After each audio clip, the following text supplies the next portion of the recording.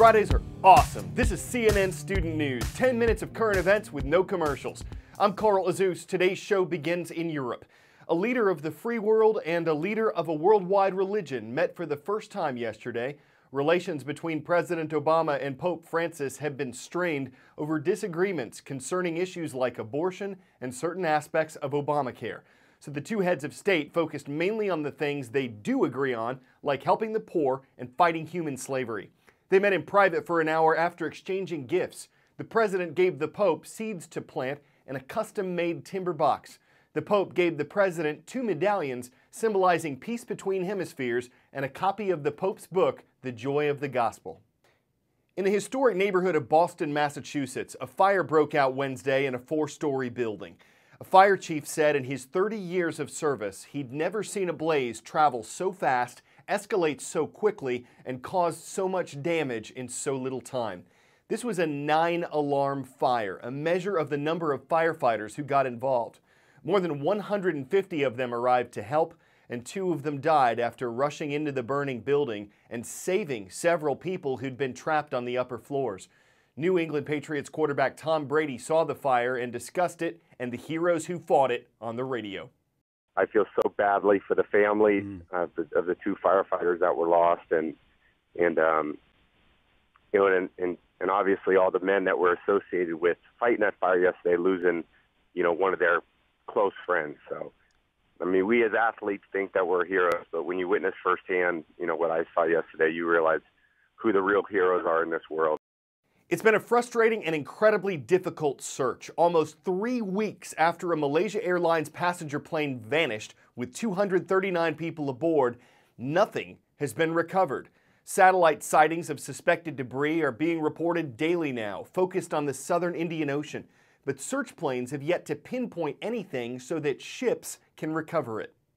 The fleet searching the southern sector to find this missing airplane is really quite impressive. There are 11 aircraft, 5 ships from these various countries out here. They're scouring the water, but all you have to do is look at the map to realize why this remains a difficult job.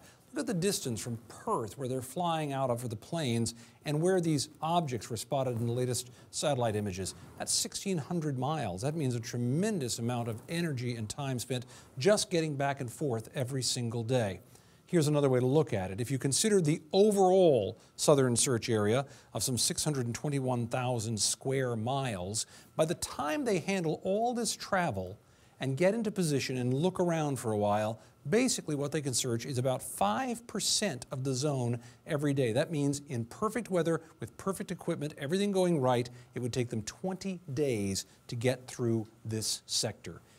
Even if you narrow that down, even if you say we're not doing the big sector, we're just doing the small area up here, which is described as being about the size of Denver. So 12.5 miles by 12.5 miles, that's what the math works out to here.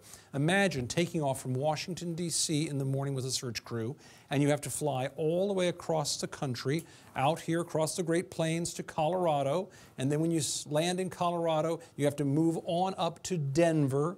And then in Denver, you have to fly over the city, and you have 2 or 3 hours to try to spot a particular mailbox or trash can or car. And if you do not spot it, you have to turn around and fly all the way back to Washington, D.C. to get more fuel and a little sleep and come back and do it again the next day. That's why this remains such a daunting task. Time for the shout out. What is the translation of the terms el desayuno, la colazione, and petit déjeuner? You know what to do. Is it animal, breakfast, currency, or desire? You've got 3 seconds. Go.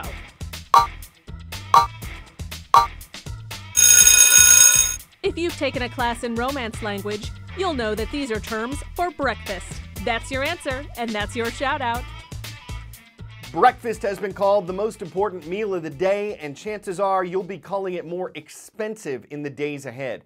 The price of many of the things we eat for breakfast is going up. There are tangible, direct reasons for this, such as a virus that has killed millions of pigs in the U.S. Other reasons will combine to make breakfast prices harder to digest. For some, tucking into a fry-up is the perfect way to start the day. Full of fat and grease, it has satisfied customers for years. But this English staple could be under threat from higher prices. Take this full English breakfast, for example. Everything on this plate, with the exception perhaps of the baked beans, is actually increased. But even if you decide you don't want this, you want something lighter, something like toast or cereal, well, that's gone up too. Market analysts say sausages and bacon have jumped more than 40% this year after a deadly US virus caused a decline in the nation's pig herd. And if you want to soak it all up with toast, well, prepare for some geopolitical indigestion.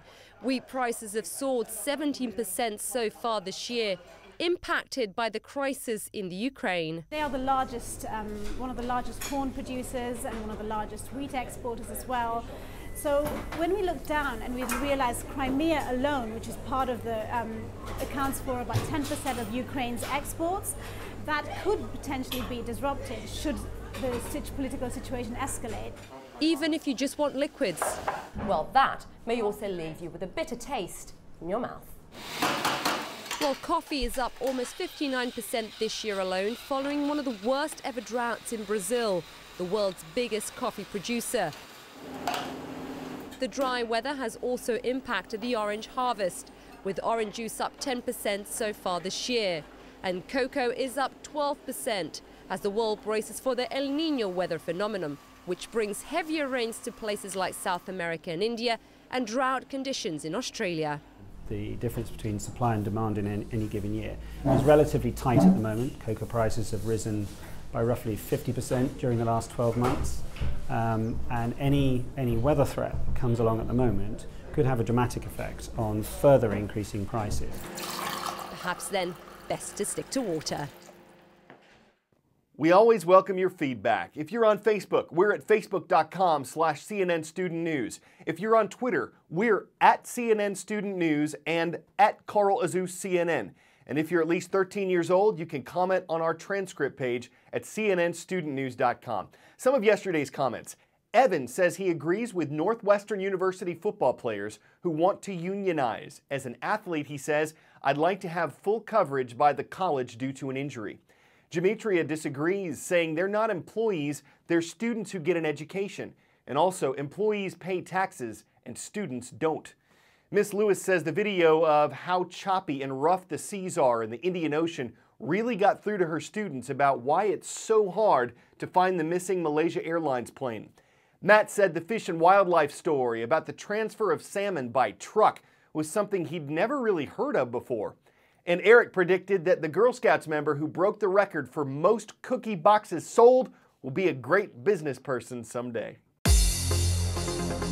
Some viewers in the Hawkeye State lead off today's CNN Student News. Roll call! Lamar's Community High School. The Bulldogs are hunkered down in Lamar's, Iowa. Same mascot as my college alma mater.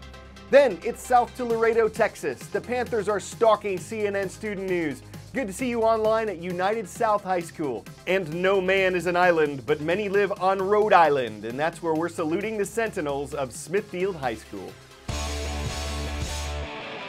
How old do you think Batman is? I don't mean Christian Bale or George Clooney. I mean Batman the character.